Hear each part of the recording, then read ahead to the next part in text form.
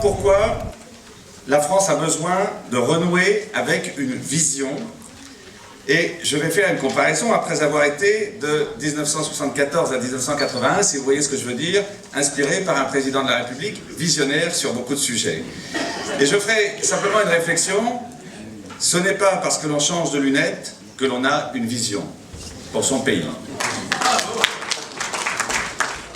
Et enfin, parce que nous devons être une force de proposition et d'idées pour le renouveau, pour le redressement de la France. C'est le rôle des bâtisseurs, c'est le rôle des experts de l'UDI et des bâtisseurs, c'est le rôle des idées.fr. Alors, pourquoi est-ce que j'ai participé à la fondation de l'UDI? D'abord parce que cela répondait à une stricte nécessité électorale. L'UMP n'arrivait pas à trouver dans son équilibre interne l'expression de ce qui représentait les courants de pensée dont nous sommes les continuateurs, les représentants aujourd'hui, qu'il s'agisse des indépendants, et ce terme, il faut le revendiquer, bien entendu, les républicains indépendants, c'était quelque chose d'important dans les débuts de la Ve République, et puis d'autre part, les démocrates chrétiens et toutes leurs composantes. Deuxièmement, parce qu'il y a un besoin d'équilibre dans la vie politique française. Jean-Louis Borloo l'avait parfaitement identifié.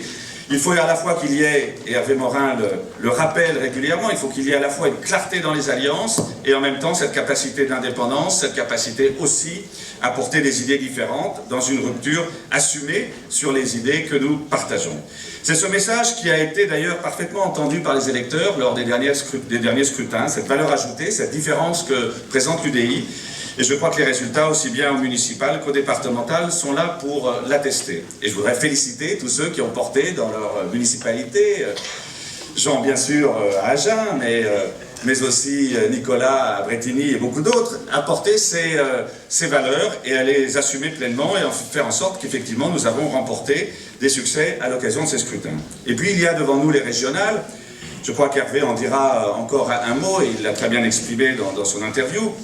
Je crois qu'il faut que nous soyons parfaitement conscients que c'est aujourd'hui ce qu'attendent de nous nos compatriotes, c'est-à-dire la capacité de gérer ces grandes collectivités locales ensemble, la responsabilité et en même temps la différence de nos projets, et en même temps d'être porteur d'un projet d'alternance pour les échéances nationales qui sont devant nous. Donc ce sont dans ces lignes forces que nous devons nous inscrire et que les bâtisseurs sont au cœur de l'UDI pour la développer, pour la consolider. Je voudrais en saluer tous les responsables et évidemment le nouveau centre faisant partie de cette force de proposition déterminante au sein de l'UDI. Et puis je voudrais rappeler en écho à ce que disait Charles Courson sur la nécessité aussi que nous soyons facteurs de responsabilité pour la gestion de notre pays, cette excellente formule de Raymond Barre qui avait dit « Il faut que la France cesse de travailler moins, de dépenser plus et d'emprunter la différence ». Et c'est cela que nous portons aussi comme message dans notre gestion et dans nos projets pour la France.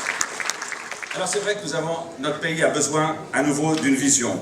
Quand on se souvient que les idées que nous incarnons aujourd'hui dans la société française ont permis, sur une période de 7 ans, entre 1974 et 1981, d'entamer des réformes de société majeures, le droit de vote à 18 ans, la libéralisation de l'avortement, tout ce qui concerne aussi la responsabilité des acteurs, l'économie, le programme électronucléaire, le lancement du plan Minitel, mais qui était précurseur des nouvelles technologies de l'information, le TGV, l'autonomie des universités, la réforme du collège unique, tout cela démontre que pendant une période où nos idées étaient à l'Élysée, nous étions en situation de faire bouger beaucoup notre pays et de le moderniser, ce qui est, je crois, notre caractéristique.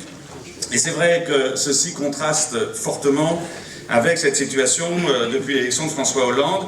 Je crois qu'il faut vraiment prendre 2 exemples concrets pour réitérer cette formule. Il a eu beau changer de lunettes, il n'a toujours pas de vision pour la France. Et je prendrai 2 exemples. L'éducation nationale et la réforme territoriale. C'est des sujets importants. Vous imaginez bien que sur la question qui est dite prioritaire par le gouvernement socialiste de l'éducation nationale, nous avons eu 3 ministres de l'éducation nationale en 3 ans. Vincent Peillon, Benoît Hamon, Najat Vallaud-Belkacem. Est-ce que c'est crédible? Est-ce qu'un gouvernement qui se veut fixant en priorité l'éducation nationale peut se permettre d'avoir 3 ministres de l'éducation nationale en 3 ans? Pas de stabilité et à chaque fois la volonté de créer une nouvelle réforme en contraste avec son prédécesseur. Deuxième sujet, la réforme territoriale. Et là je prends un témoin, Maurice Leroy. Pour la réforme territoriale, Manuel Valls annonce la suppression des départements. Pendant ce temps-là, François Hollande, à l'issue des élections municipales, avec le succès électoral qu'il avait rencontré, annonce la création et la fusion de régions. Le résultat, c'est que les départements, non seulement sont maintenus, mais en réalité, ils sont renforcés. Parce que dans des grandes régions, quel sera l'élément de proximité? Maurice, tu le sais, tu le représentes dans ton département, c'est le département, c'est le conseil départemental. Donc on voit bien que sur cette affaire de la réforme territoriale, il n'y a pas de vision, il n'y a pas eu de plan et de schéma clair pour l'avenir de notre pays, et pour simplifier ce fameux millefeuille territorial. Et dernier élément, c'est à nous, c'est à vous, de faire émerger les idées nouvelles. C'est le rôle des bâtisseurs et de ses experts, c'est le rôle des idées.fr que j'ai fondé en 2011, pour effectivement développer un certain nombre de réflexions et participer, je dirais, à l'émergence d'idées nouvelles. Nous aurons demain, avec Jean Arthuis, le 19e forum des idées.fr, lundi soir, donc au siège de l'UDI. Je vous y donne rendez-vous si vous avez la possibilité de nous rejoindre. Et Jean Arthuis et moi débattrons sur les questions de fiscalité et de compétitivité. C'est des sujets évidemment essentiels.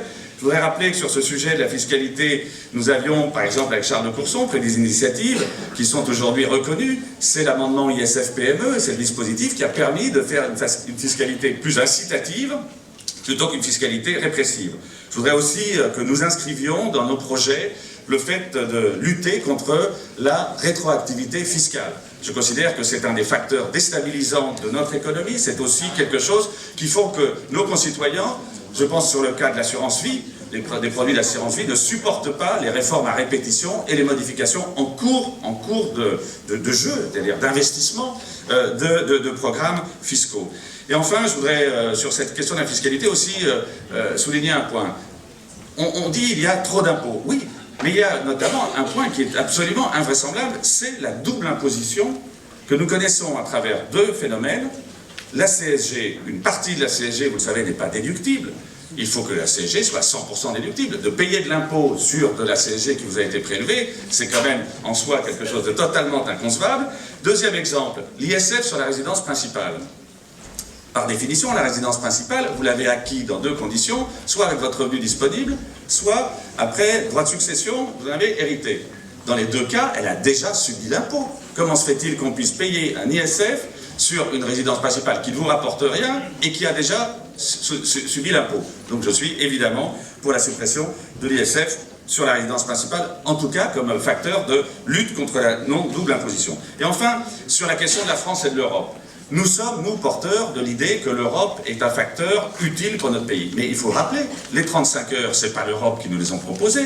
Le problème du déficit de la sécurité sociale, c'est pas la faute à l'Europe. Donc soyons évidemment ceux qui rappellent que l'Europe, nous devons aider à la faire évoluer et à la rendre encore plus utile pour notre pays. Mais surtout, ne tombons pas dans le piège de croire que c'est à l'Europe que l'on doit un certain nombre de nos mots. Alors en conclusion, je voudrais vous dire qu'effectivement, nous avons, cher Hervé et tous ceux qui t'entourent, nous avons une responsabilité parce que cette force, elle est au cœur de l'UDI et aussi d'un projet d'alternance si nécessaire pour notre pays.